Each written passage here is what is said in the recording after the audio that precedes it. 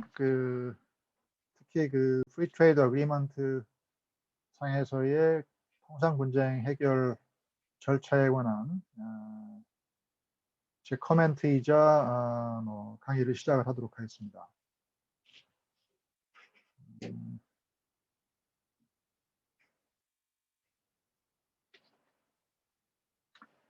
우리가 이제 WTO에도 분쟁 해결 절차가 있고, 그 전에 이제 게트 시절에도 패널 절차가 이미 가동 중이었죠.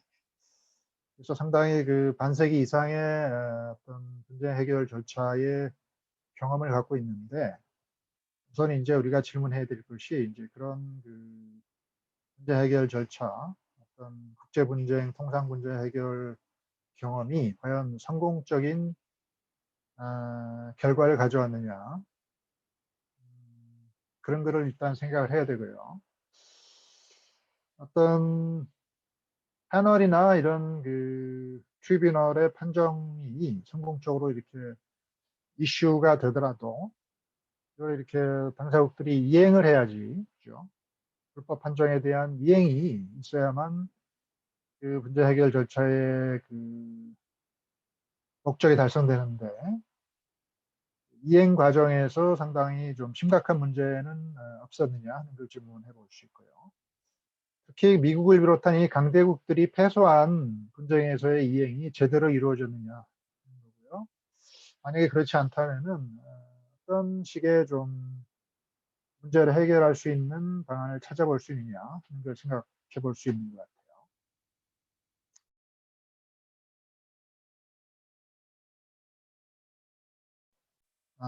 공동위원회, FTA 공동위원회에 먼저 가서 상당히 정치적인 조정을 받고, 그래도 안 되면 당사국 간에 이제 컨설테이션을 이미 했으니까 이제 FTA상의 패널 수립 절차로 가서 그게 주어져 있는 기간이나 요건 하에 패널 위원들을 임명해서 이제 패널 판정을 받게 되는 거죠.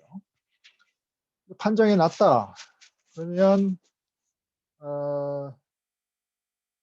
FTA 같은 경우는 공동위원회가 하나의 서베일런스 오거나이제이션이 되는 거고, WTO DSU 같은 경우는 Dispute Settlement Body라고 하는 당사국 간의 모임이 하나의 서베일런스 바디가 되는 거죠. 그래서 채택된 보고서가 제대로 이행되고 있는지를, 임플리멘테이션 되고 있는지를 항상 스테이터스 리포트를 하게 하면서 다자적으로 이렇게 서베일런스 하면서, 왜 너 패소 판정 받았는데 왜 이행을 안 해? 라고 이제 피어 프레셔를 가하는 거죠. 근데 합리적인 기간 내에 그래도 이행을 하지 않게 되면은, 그죠? 그러면은 그 기간이 끝나기 전에 패소국과 승소국 간의 컴펜세이션에 관한, 그죠? 보상에 관한 합의를 해야 되고, 그 보상 합의가 이루어졌다. 그러면 이행해야 되는 그 의무 기간이 expiry 되더라도 보상 합의에 이르렀기 때문에 그 보상 조건 하에 어떤 기간의 이익을 패소국이 누릴 수 있는 거고, 보상을 하면서 이행을 해야 될 의무를 잠시나마 회피할 수 있게 되는 거죠. 대신 이행이 늦어지는 데 따른 피해나 이런 것들은 컴펜세이션으로 이제 보상을 하게 되는 거죠. 그래서 보상인 거죠. 그렇게 보상을 하는데 합의된 기간 내에 그래도 만약에 이행을 못하게 된다든지, 또는 보상 합의 자체도 이루어지지 않았어요. 이행한 것도 아니고 보상 합의 자체도 이루어지지 않았을 경우는 승소국이 suspension of concession, 일종의 보복을 할 수 있는 권리가 생기는 거죠. 또 너는 왜 패소했는데 불법 조치를 거두지도 않고, 그렇다고 그래서 그 보상을 우리끼리 합의한 것도 아니고 정말 뻔뻔하구나. 그런 상황에서는 내가 그러면은 피해를 입는 그 정도만큼 나도 어떤 이 협정상의 컨세션을 지키지 않음으로써 너한테 내가 줘야 되는 협정상에 줘야 되는 그 컨세션을 주지 않음으로써 내가 피해를 입는 것과 이퀴벌런트한 액수에 해당하는 너의 이익을 내가 주지 않음으로써 네가 나한테 미치는 것만큼 나도 너한테 피해를 입힐 수 있는 그런 조치를 취하는 게 이제 retaliation이죠. suspension하고 concession이죠, 결국. 그래서 compensation으로 가든지, 그래서 기간의 이익을 얻어서 추가적인 기간 내에 이행을 하든지, 아니면은 suspension을 당하면서 계속 피해를 네가 입든지 그런 과정을 거치게 되는데, 이런 이제 compensation이나 suspension이나 이런 것들이 temporary measure라고 WTO 협정에는 규정이 되어 있습니다. 그래서 이 자체가 최종적인 문제 해결이 아니고 결국에는 상대방이 이행을 해야만 모든 절차가 완료가 되도록 되어 있습니다. 그래서 이행을 할 때까지 컴펜세이션을 하든지 서스펜션을 당하든지 어쨌든 간에 이 컴펜세이션과 서스펜션이 최종적인 문제 해결이 아니고 결국에는 패소국이 불법적인 조치를 위드로우해야만 모든 과정이 종료되는 걸로 이렇게 얘기하고 있기 때문에 이행을 하지 않고 있으면 계속 DSB에서 서베일런스를 당하면서 너는 왜 불법 국가야? 왜 이것도 안 해? 왜 그 리텔레이션을 당했는데도 왜 아직 이행하지 않고 있어? 라는 이야기를 계속 들어야 되는 거죠. 그게 WTO의 일반적인 그 분쟁 해결 절차의 전체적인 구조죠. 우리가 말하는 이 컴펜세이션이라는 것은 WTO 협정에서는 어떤 그 모니터리한 이익을 주는 돈으로 때우는 뭐 그런 거를 예정하고 있지는 않죠. 컴펜세이션이 돈주머니를 주는 건 아니라는 거예요. 돈으로 때우는 일종의 그 국내법에서 얘기하는 어떤 손해배상 개념은 아니죠. 티피컬한 컴펜세이션은 어떤 그 테립을 낮춰줌으로써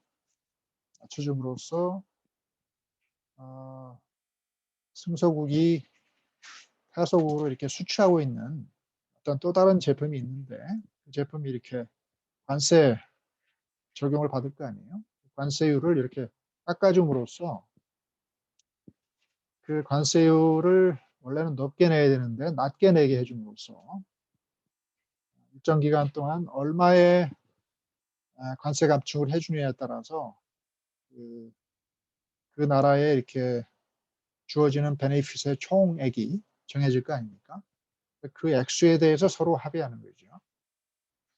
네가 불법 판정을 받은 조치를 처리하지 않고 있기 때문에 내가 피해를 입고 있는데 네가 내가 너한테 수출하고 있는 다른 제품에 대해서 관세를 깎아줌으로써 상응하는 어떤 이익을 나한테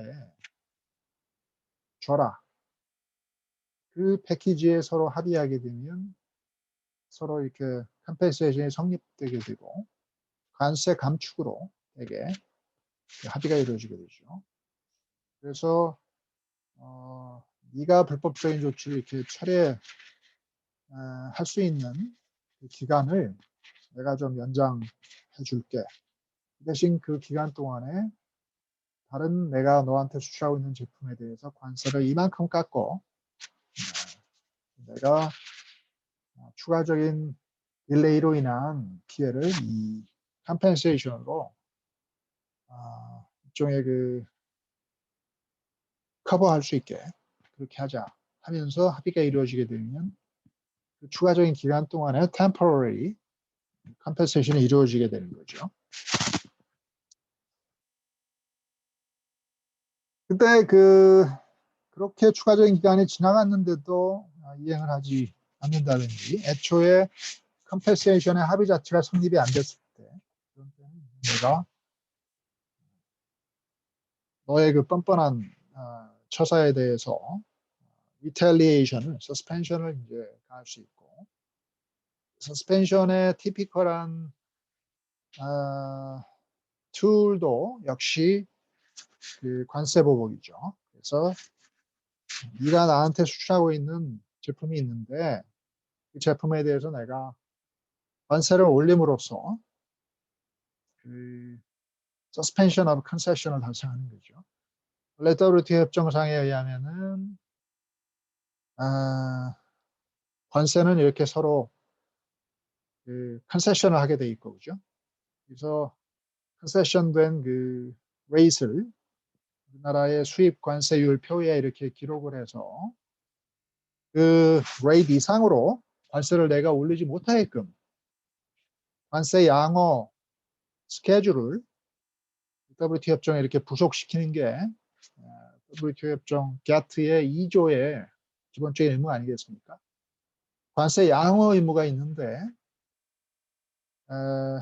네가 패소한 그 조치에 대해서 이행을 안 하고 나하고 컴pen세이션의 합의도 이루어지지 않았기 때문에 나는 내가 지고 있는 그 관세 양호의 의무를 너에 대해서는 최소한 준수하지 않을 거야.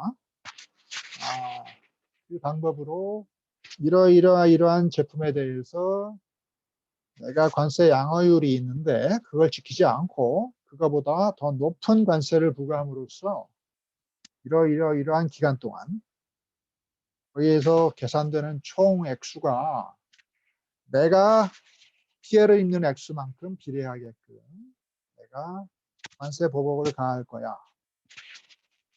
그게 바로 이제 suspension of concession이죠. 원래는 이 same sector 내에 그런 관세 보복이 이루어져야 되고요. 뭐 지금 문제가 되는 뭐 뭡니까? 사안이 뭐 농산물에 관한 어떤 판정을 받았고 그거를 불법 판정을 받았는데 이행을 하지 않는다. 그러면은 내가 관세 보복을 할 때도 농산품에 대해서 상대방이 나한테 수출해 오고 있는 농산품에 대해서 관세 보복을 해야 됩니다. 이게 이제 원래 원칙이고요. 다만 상대방이 나한테 수출해 오고 있는 농산물이 변변한 게 없다면 그래서 내가 보복을 가해봐야 이퀴벌런트한 효과를 거둘 수 없다면 아더 섹터를 해도 돼요. 그래서 사안 자체는 농산품이지만 공산품을 내가 보복 대상으로 삼을 수 있게 되는 거죠. 그런 경우에는.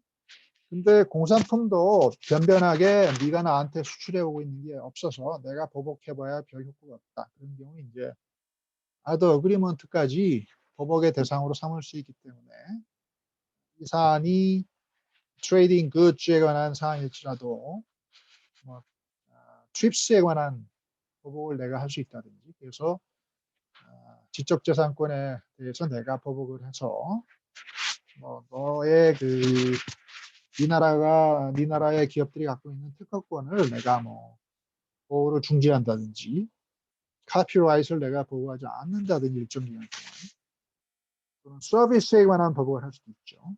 서비스 프로바이더에 대해서 내가 협정상의 그 보호 의무를 다하지 않는다든지 그런 식으로 크로스 섹터 리텔리에이션을 할 수 있기 때문에 크로스 어그리먼트 리텔리에이션을 할 수 있기 때문에 그 보복을 가할 때도 사실은 이런 거를 이렇게 잘 따져봐서 조건에 맞게끔 보복을 해야 되는 거죠. 보복의 정도도 내가 당하고 있는 그 눌리피케이션과 임페어먼트와 이퀴벌런트하게 보복을 해야 되고 어떤 보복을 취할 때 어떤 이행 의무가 만료가 되는 그날로부터 30일 이내에 보복을 이렇게 승인하면서 보복 그 절차로 이렇게 들어가야 되기 때문에 기간적인 조건도 준수를 해야 됩니다. 근데 WTO의 분쟁 해결 절차의 그 초기 10년 동안의 이 기록을 보면 여기 이렇게 빨간 글씨로 표시되어 오고 있는 바처럼 그 상당수의 케이스들이 이렇게 실제로 보복이 승인된 케이스들이 있고 이행을 그 패소국이 했다고 그러는데 그게 이렇게 부족하게 이행을 했거나 이행을 안 했으면서 뭐 이행했다고 한다든지 또는 이행을 제대로 했긴 했는데 그게 제때 이행하지 않고 딜레이드 된 형태로 이행을 했다든지 이런 케이스의 숫자들이 상당수가 이렇게 있어요. 뭐 성공적인 그 분쟁 해결로 종결된 케이스도 상당히 있고 뭐 컴펜세이션이 합의된 경우도 있고 컴플라이언스로 이렇게 성공적으로 정말 제대로 끝난 숫자가 다수이긴 합니다만은 이 빨간 글씨로 표시된 부분들 문제가 좀 있는 케이스들도 상당 숫자가 있기 때문에 우리가 뭐 나름대로 국제분쟁 해결 치고는 성공적으로 운영이 됐다 그렇게는 볼 수 있습니다만은 상당히 문제가 좀 있다 하는 걸 우리가 느낄 수 있었다 이렇게 볼 수 있고요. 이 보복이 실제로 그 있었던 케이스들 그리고 inadequate implementation이 있었던 케이스들 또는 지연된 implementation이 있었던 케이스를 이렇게 보면 뭐 이러이러한 케이스들이죠. 여러분이 여기서 느낄 수 있는 거는 패소국이 뭡니까? 패소국이 전부 강대국들이죠. 강대국들입니다. 그래서 이 센 나라들이 교역 규모가 많은 나라들이 패소한 경우가 문제가 있는 케이스들이었다. 이렇게 볼 수 있고 그래서 이제 success rate를 한번 우리가 계산해 보면 그 초기 WTO가 출범하고 초기 그 5년 동안 success rate를 DS 넘버 기준으로 보면 67%인데 총 10년간 success rate이 67%인데 95년부터 해서 2005년까지 초기 WTO가 출범하고 10년 동안에 success rate이 이제 67% 정도라고 계산이 되는데 이렇게 5년으로 나누어서 초기 5년과 후반기 5년으로 이렇게 나누어서 보면 초기 5년 동안은 72%나 석세스 레이트이 됐는데 후기 5년 동안은 63% 이게 좀 떨어집니다. 그래서 시간이 갈수록 석세스 레이트이 이렇게 급격히 떨어지는 현상을 알 수 있고 이 분석이 이제 초기 10년간을 분석을 해서 제가 이제 논문 쓴 바에는 그런데 지금은 이제 20년이 지나갔기 때문에 또 다른 10년간의 어떤 분석까지 합쳐서 아마 계산해 보면 석세스 레이트이 더 떨어질 수도 있어요. 여러분이 한번 관심 있는 학생은 한번 분석을 한번 해보기 바라고 제 분석은 이제 여기에서 그쳤습니다만은 결론은 이렇게 석세스 레이트이 그다지 낮지는 않아서 고무적이긴 합니다만은 시간이 갈수록 이 석세스 레이트이 이렇게 급격히 떨어지는 게 상당히 우려스럽다. 그리고 상당히 석세스 되지 않은 케이스들도 상당히 쌓였다. 그런 얘기고요. 문제가 있는 그 케이스들이 주로 요 빨간색이나 요 분홍색으로 되어 있는 거죠. 또 요 오렌지색으로 되어 있는 거죠. inadequate implementation이나 delayed implementation이나 authorization of retaliation 있었던 케이스인데 이것들이 이렇게 후반기에 이렇게 쌓였다. 만약에 또 다른 10년간의 통계를 내보면 이 그래프가 아마 여기 이렇게 더 쌓였을 수 있어요. 이렇게 시간이 갈수록 문제가 있는 이 케이스들이 이렇게 좀 증가하는 경향을 보인다. 그런 얘기고, 특히 WTO 출범 이후 10년째 되는 그 해를 기준으로 한번 이렇게 보면 그 당시에 문제가 있는 케이스들을 이렇게 딱 그 시점에서 딱 집어보면 빨간 글씨로 되어 있는 케이스들이에요. 그래서 하나같이 미국이 패소한 케이스들이다. 미국이 패소한 케이스고 주로 그 내용들이 그 무역 구제에 관한 케이스들이고 또는 이렇게 지적재산권에 관한 케이스들이에요. 그래서 무역 구제나 지적재산권에 관한 케이스인데 그 미국이라는 강대국이 패소한 케이스들은 굉장히 그 이행하기가 힘들고 문제가 있는 케이스로 이렇게 되고 있다 하는 걸 우리가 느낄 수 있고요. 제가 사실은 이 발표를 그 10년째 되는 해에 WTO에 가서 했는데 이런 통계까지 제시하고 이렇게 발표를 했는데 미국이 패소한 케이스인데 무역구제와 지적재산권 관련 케이스는 상당히 문제가 있는 케이스로 쌓였다. 그렇게 발표를 하니까 거기 있는 그 WTO 변호사들이 쫙 있고 뭐 오디언스도 있고 그런데 미국 출신의 변호사인 것 같아요. WTO에서 일하고 있는 그 사람이 상당히 반발하던데 이렇게 한 나라를 딱 집어서 뭐 그걸 이렇게 문제가 있다고 얘기하면은 되느냐 뭐 그런 식으로 저한테 막 얼굴 긁히면서 뭐라고 그러던데 제가 한 나라를 찝는 거 아니죠. 전체적인 통계를 다 내는데 그게 뭐 공교롭게도 문제 있는 케이스들이 그렇게 통계가 나오는 걸 어떻게 하겠어요. 그걸 제가 한 나라를 싱글 아웃해서 뭐 크리티사이즈 하는 거 아니잖아요. 그런 식으로 또 받아치는데 하여튼 간에 지금 문제가 되는 사안이 미국이 좀 문제예요. 미국이 문제고 사실은 그런 미국의 어떤 통상 분쟁 해결에 있어서의 그 이행 이슈의 문제가 사실은 오늘날의 문제뿐만 아닙니다. 원래 그 게트 시절 WTO가 설립되기 이전에 그 시절을 보면 그것도 한 반세기 동안에 그 케이스가 쌓였잖아요. 그때 볼 때 첫 번째이고 가장 상당히 커다란 케이스였는데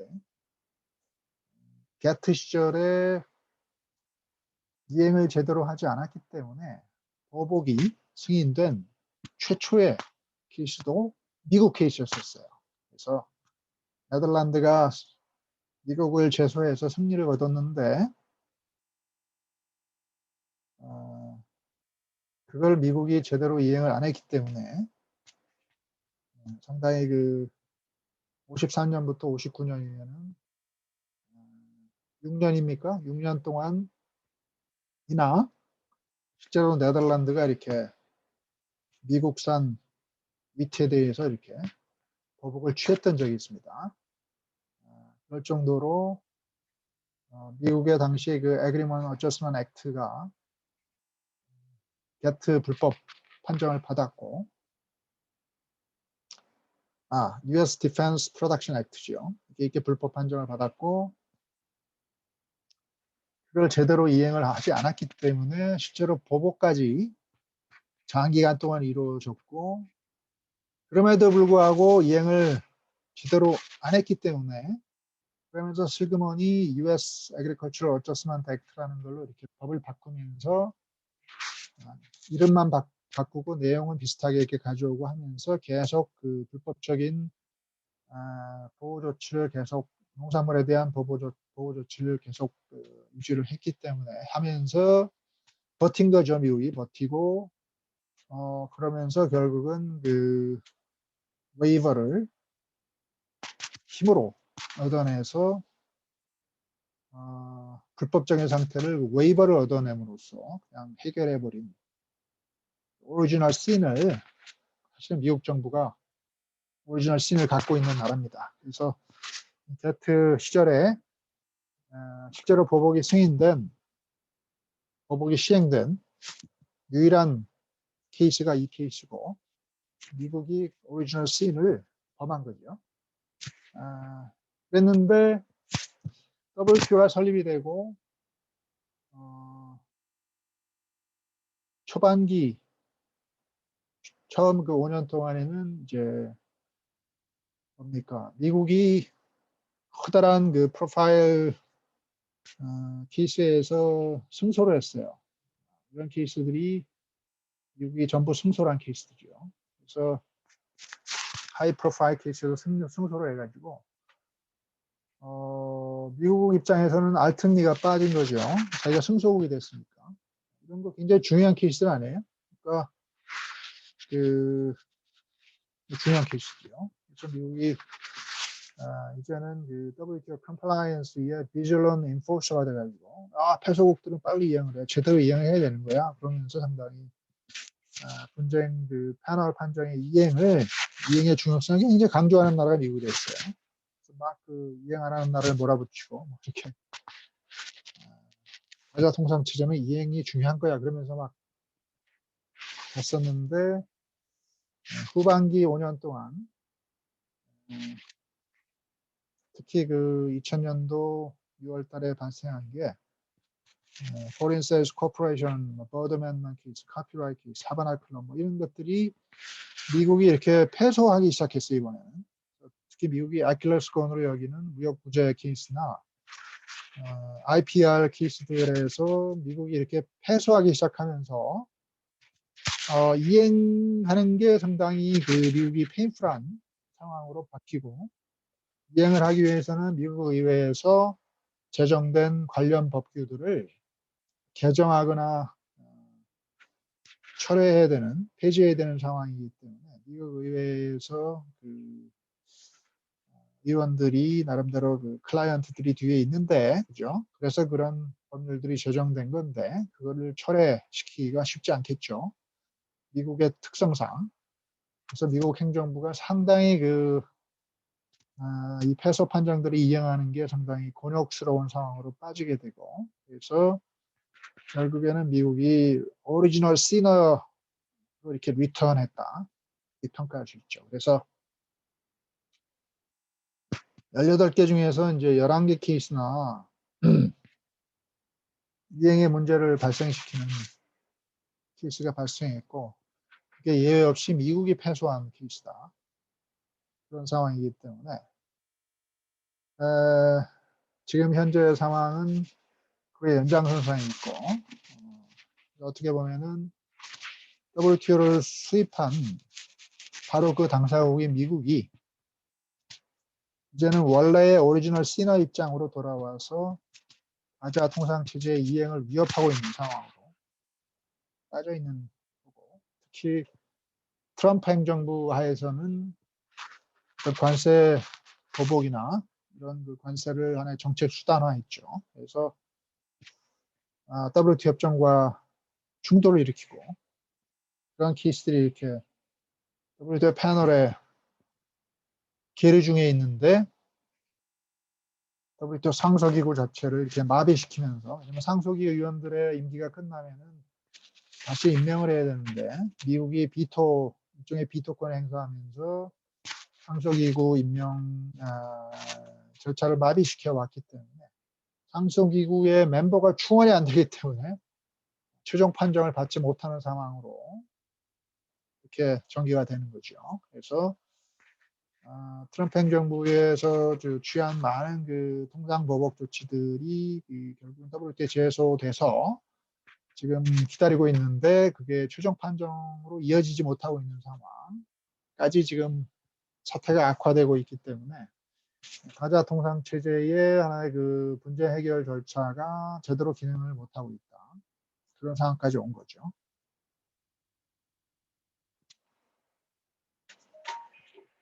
그래서 과연 이제 이행을 특히 강대국이 안 하거나 못 하거나 이런 상황, 그런 상황을 어떤 식으로 제도적인 개혁을 해서 그 문제를 조금 이렇게 해결할 수 있느냐 하는 게 커다란 그 이슈로 떠올랐고, FTA에서 나름대로 그 WTO의 그런 구조를 조금씩 변형시키면서 그 문제를 좀 해결하려고 하는 움직임이 벌어졌고, 코러스 FTA나 TPP나 이런 것들은 그 문제 해결 챕터에서 그러한 노력의 그 조금 창조적인 아이디어들이 좀 반영된 결과로 탄생된 조항들이다. 이렇게 볼 수 있죠. 우리 발표자가 발표를 잘 했다시피 이 TPP의 그 관련 조항을 한번 보면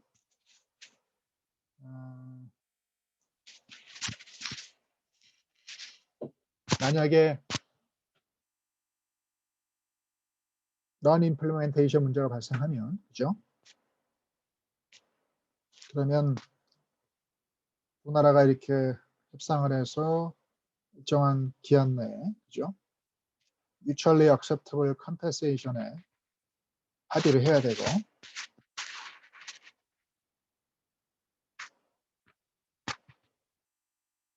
합의를 해야 되죠. 근데 이제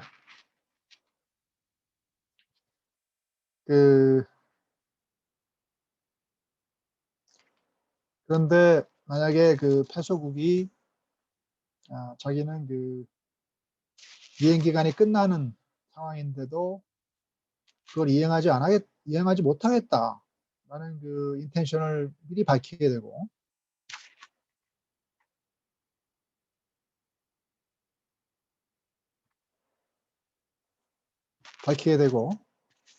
이행 기간이 종료가 됐는데도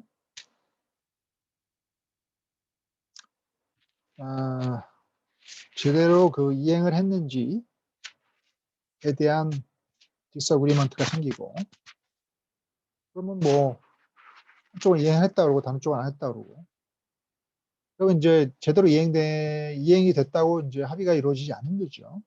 그렇게 되면은 이 컴플레이닝 파티가 보복 절차로 들어가게 되는데, 그렇죠?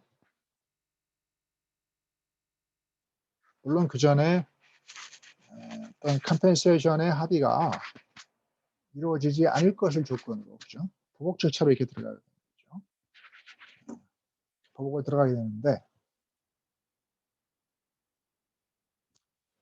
그때 이제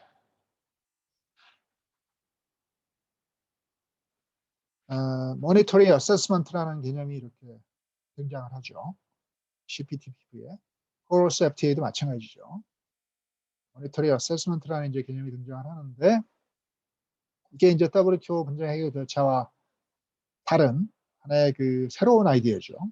모니터링 어세스먼트라는 개념이 등장하는데, 누가 모니터링 어세스먼트를 이렇게 요청할 수 있냐면은 리스판딩 파티가 그런 거죠. 제소국이 아니고 피소국이 이행을 해야 될 의무가 발생한 그 패소국이 제대로 이행하지 않는 나라가, 그죠? 승소국에 대해서 어떤 서면으로 말하기를, 나는 모니터링 어세스먼트를 페이하겠다. It will pay죠. 나는 내가 알아서 금전적인 그 평가 금액을 내가 제공하겠다. 라고 일정한 기간 내에 이렇게 서면으로 통지를 하게 되면, 그렇죠? 그러면은 그 승소국은 보복 절차로 진입할 수 없다. 그렇죠? 진입해서는 안 된다. 그러니까 제대로 이행하지 않고 컴펜세이션도 합의하지 않고 이래서 그 승소국이 이렇게 보복 절차로 이행하는 것은 WTO 상위 안에 권리고, 이게 거의 이렇게 오토매틱하게 절차가 진행되는데, 이 FTA에서 그걸 이렇게 약간 변형을 시켜서, 상당히 중요한 변형이죠. 변형을 시켜서 보복 절차로 진행하게 되는 그 찰나에 패소국이 나는 돈으로 떼우겠다라고 이렇게 서면으로 통지를 하게 되면 일방적인 통지죠. 합의해야 되는 게 아니에요. 일방적으로 통지를 하게 되면 그 승소국이 보복 절차로 들어가지 못하는 의무가 발생하기 때문에 모니터링 어세스먼트로 그걸 떼올 수 있는 권리가 창출되는 거예요. 권리가 창출되는 거죠. 그 모니터링 어세스먼트는 얼마를 내가 돈을 떼우겠다 하는 거를 저기 뭡니까 컴플레이닝 유스만리 파트니까 패소국이죠. 패소국이 임의로 정할 수 있는 건 아니고, 그죠? 그 어떤 그 이행을 하지 않고 있기 때문에 발생하는 그 이게 눌리피케이션 정도의 그 반에 해당되는 액수를 결국은 모니터링 어세스먼트 기능으로 이렇게 정하게 되는 100%는 아니고 50%를 내가 돈으로 떼우겠다. 그렇게 해서 모니터링 어세스먼트로 대체할 수 있는 그런 제도를 이렇게 마련한 거죠. 그 제도를 마련한 겁니다. 결국에는 버벅을 당하지 않고 내가 피해를 입힌 거에 50%를 돈으로 내가 알아서 지불할 것을 통지하게 되면 승소국은 더 이상 버벅으로 진행하지 못하는 상태로 이렇게 문제 해결이 진행되는 그러한 제도를 코로세프티와 CPTPP에서 도입을 한 거죠. 근데 이제 조금 재미있는 차이점은 그 코로세프티를 보면 오른쪽이 코로세프티입니다. 코로세프티를 보면 넌 임플리멘테이션에 관한 조항이 이렇게 있어요. 그리고 CPTPP처럼 그러한 조항들이 다 똑같이 있어요. 근데 마지막 그 조항의 패러그래프이 그렇게 모니터링 어세스먼트가 이제 지불하겠다고 그렇게 통지를 해오고 모니터링 어세스먼트 단계로 들어갔는데 근데 만약에 패소국이 그런 모니터링 어세스먼트를 페이하는 것을 실패하면 어떻게 되느냐? 실패하면 승소국은 그때 가서 보복을 진행할 수 있다.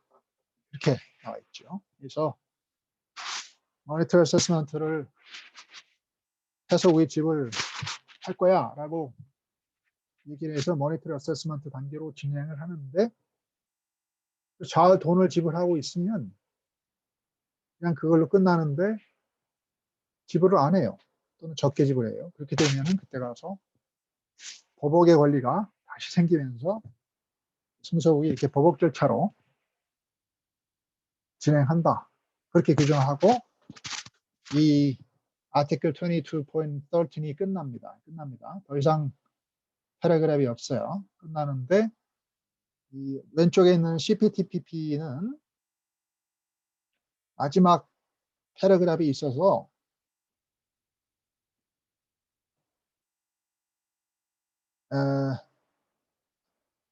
보상이나 보복이나 payment of monetary assessment 자체도 temporary measure다 이런 말이 나옵니다. temporary measure다. 이 어떠한 조치도 full implementation에 우선하지 못한다. 그죠?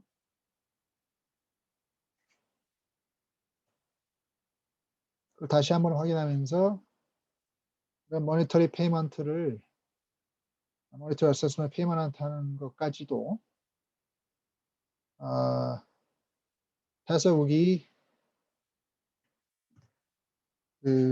완전히 이행할 때까지만 적용되는 temporary measure다 하는 걸 확인하죠.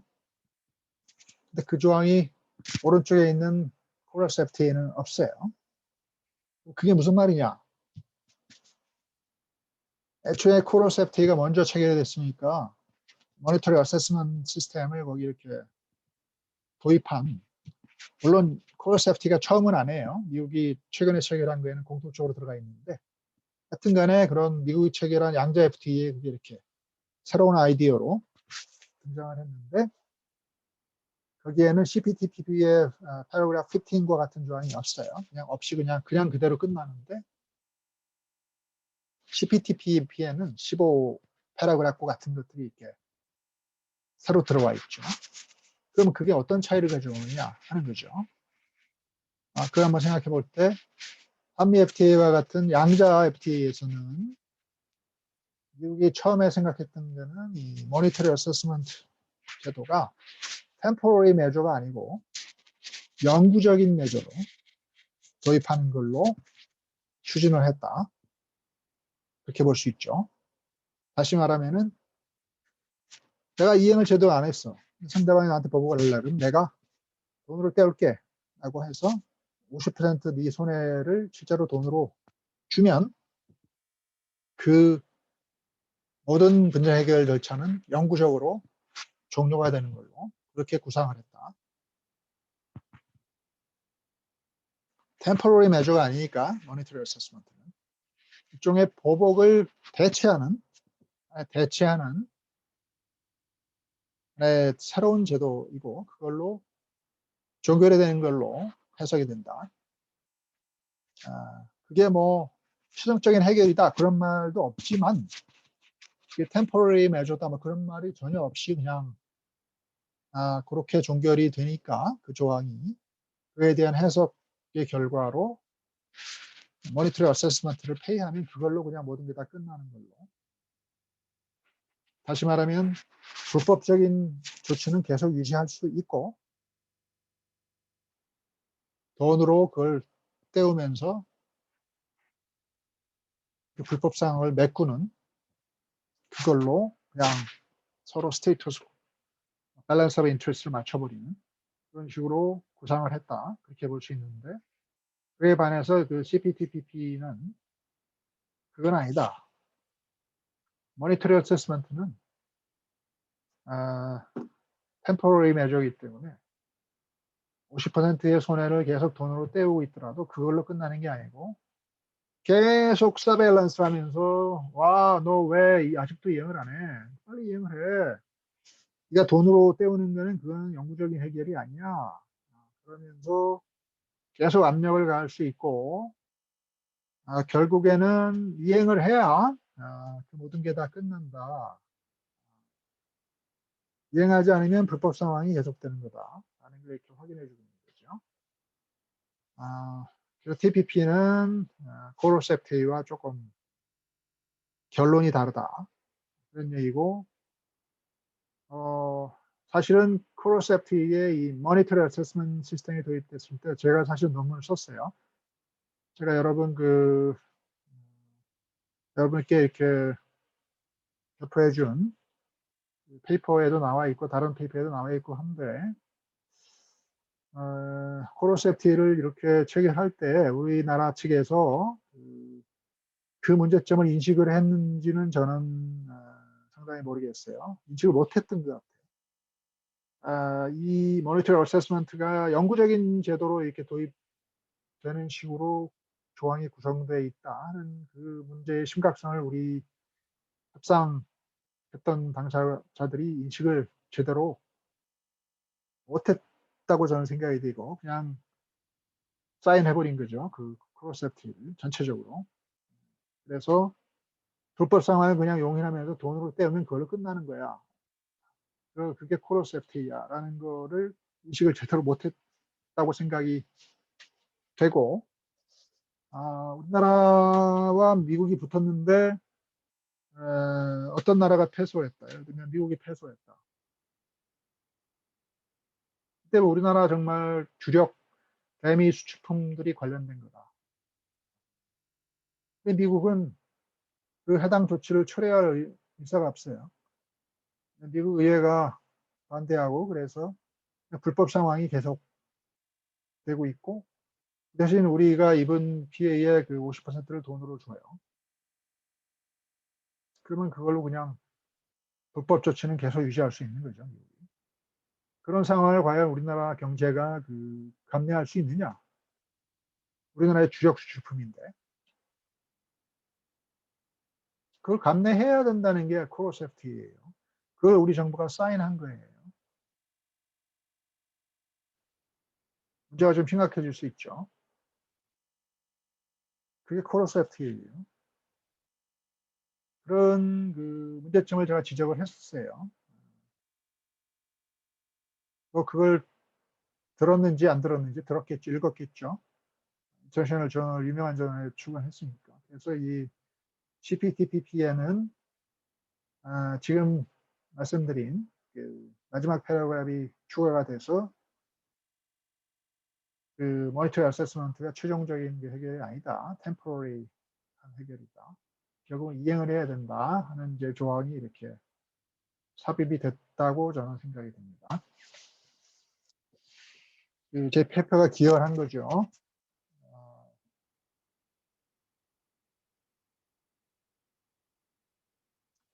모니터리 어세스먼트 아이디어를 한번 우리가 생각을 해보면, 좀 더 생각을 해보면,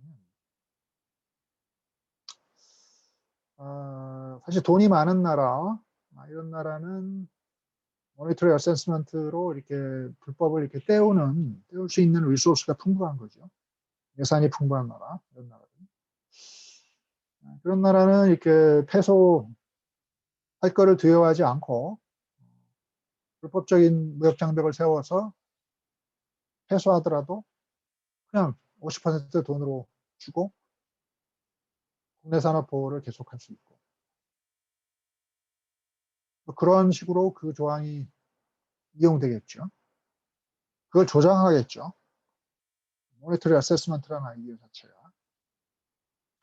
미국이 중요한 케이스들을 패소를 많이 하고 그거를 이행하지 않고 뭐 이행할 수 없고 이런 상황이 되고 있는 상황을 모면하기 위한다는 거예요. 모면하기 위해서 모니터리 어세스먼트라는 조항을 이렇게 등장을 시켜서 WTO에다가 개정해서 그걸 집어넣는 거는 거의 뭐 힘드니까 이 양자 FTA를 이렇게 딱 체결하면서 그걸 이렇게 공통적으로 그런 조항들을 집어넣고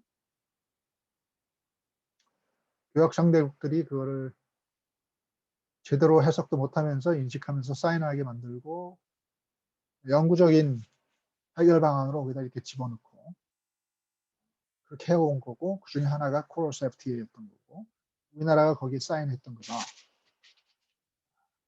돈이 좀 없는 나라는 그 모니터리 어세스먼트를 지불하기도 굉장히 힘들겠죠.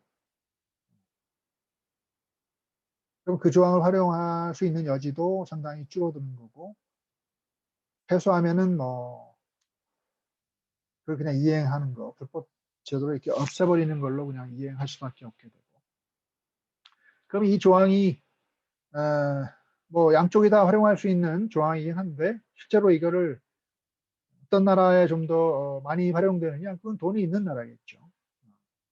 그래서 뉴트럴한 조항인 것처럼 들어갔는데 실제 목적 이익은 이제 돈이 많은 나라의 목적으로만 활용될 가능성이 높은 그런 조항이고 뭐라 그럴까요? 머컨탈라이제이션을 그러니까 국제 통상 관계를 좀 머컨탈라이제이션 시키는 어떤 자기 나라의 국내 목적을 서브하기 위해서 돈으로 그냥 떼어버리면서 그냥 무역보호 장치를 그대로 유지하고 새로 세우고 뭐 이런 국제적인 관행을 좀 인커리지 시킬 수 있다는 거죠. 그런 식으로 가는 머컨탈리즘이 과연 culture of illegality죠. 뭐 이런 거를 포스터 시키는 뭐 그런 식의 목적으로 서브하는 이런 조항을 과연 이렇게 도입하는 게 올바른 방향이냐 하는 걸 한번 생각해 볼 필요가 있죠. 특히 CPTPP처럼 양자 조항이 아니고 이렇게 여러 나라들이 참여하는 그런 플로레트럴 어그리먼트에 뭐 그런 머컨탈리즘을 조장하는 그런 식의 제도를 도입하는 게 과연 맞느냐 그걸 한번 생각해 볼 필요가 있는 거죠. 그런 방향으로 가는 게 과연 맞느냐 하는 거고, 물론 이제 모니터리 어세스먼트 아이디어를 이제 처음에 제시를 했고 찬성을 강력하게 하는 미국 학자들이 많이 있습니다. 윌리엄 데이비라든지 이런 유명한 분이죠. 아마 그 미네소타 로스쿨에 있다가 이분이 옮겼죠. 어디로 옮겼나? 뉴욕 대학으로 옮겼나? 하버드 갔나? 하여튼 그 윌리엄 데이비나 이런 분이 그거를 처음에 주창을 했고 저하고도 한번 직접 세미나에서 논쟁을 했었는데 그걸 주창하는 분이에요. 그래서 그분이 내세우는 그 이유나 뭐 동기는 있죠. 그러면은 뭐 미국이 그럼 뭐 미국이라고 하면 안 그러죠, 그 사람 그분들은 어떤 강대국이 그럼 이행도 못 하고 있는데 그럼 그 상황을 그대로 냅둘 거냐 이거예요. 사실상 리텔레이션을 당하고 뭐 이런 상황으로 그냥 머물고 있는 그런 그 상황을 그럼 방관할 거냐. 뭔가 좀 돌파구를 마련해야 될 거 아니냐. 그래서 모니터리 어세스먼트라도 필요하다. 50%라도 계산해서 돈을 주면 안 받는 것보다는 돈으로 받고 떼우는 게 낫지 않느냐. 뭐 그런 얘기인데 그런 얘기를 대놓고 하지 않지만 뭔가 이게 그 하나의 그 새로운 솔루션을 시킹하는 하나의 방향이다. 뭐 그렇게 얘기를 하는데 그게 이렇게 메가 FTA나 이런 걸 통해서 이렇게 다자 체제로 이렇게 들어오는 확산되는 그런 것이 culture of illegality를 확산시키는 것과 연결이 된다는 거예요.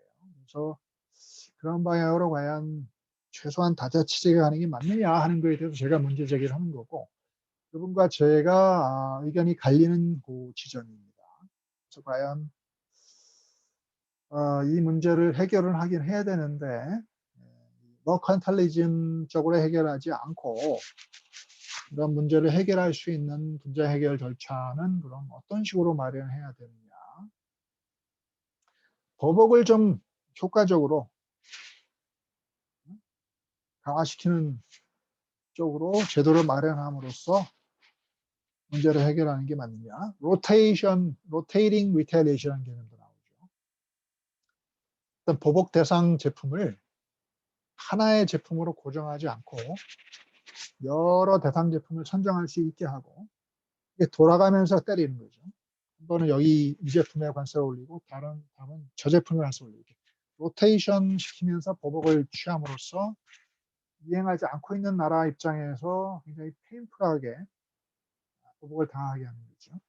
보복을 당하는 그 돌아가면서 때리는 그걸 당하는 그 해당 산업에 그 종사하고 있는 사람들이 정부에 대해서 뭐라고 할 거 아니에요. 그죠?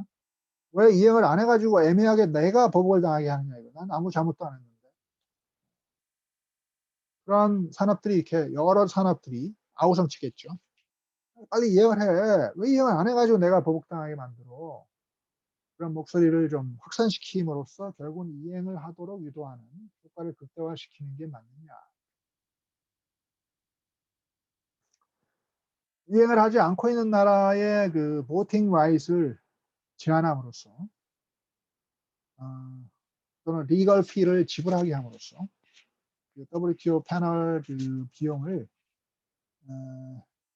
전적으로 지불하게 함으로써 또는 WTO나 메가 FTA의 컨트리뷰션 파이낸셜 컨트리뷰션 비율을 증액시킴으로써 이행하지 않고 있는 나라의 어떤 그 심발릭한 액션 메모디를 취할 수 있게끔 함으로써 이행을 이렇게 유도한다든지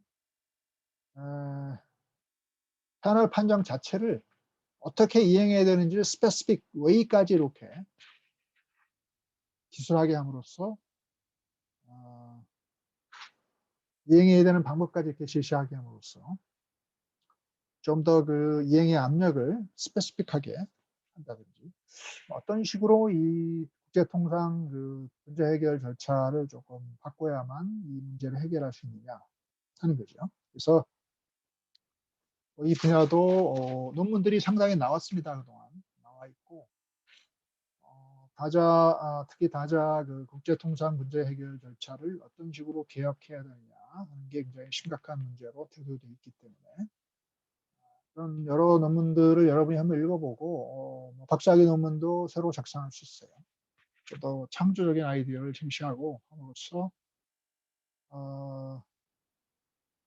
이 중요한 이슈에 대해서 여러분이 컨트리뷰션 할 수 있기 때문에 이 분야도 뭐 박사학위 논문이 충분히 나올 수 있는 주제라고 생각이 됩니다.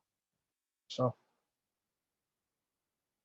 이 코로셉티부터 TPP까지 발전되어 있는 그 분쟁 해결 절차에 대해서 약간 중요한 부분에서 차이가 있죠. 여러분이 충분히 인식하고 통상 체제가 나가야 될 분쟁 해결 절차의 방향을 조금 이렇게 필로소피컬하게 접근하면서 여러분 나름대로의 결론을 한번 생각해보면 좋은 주제라고 생각이 됩니다. 그래서 이 부분에 대한 이제 제 코멘트 마치도록 하겠습니다. 코멘트나 질문이 있거나 한 학생은 저한테 메시지를 보내거나 이메일을 통해서 질문하면 제가 답변을 드리도록 하겠습니다. 발표자 수고했습니다.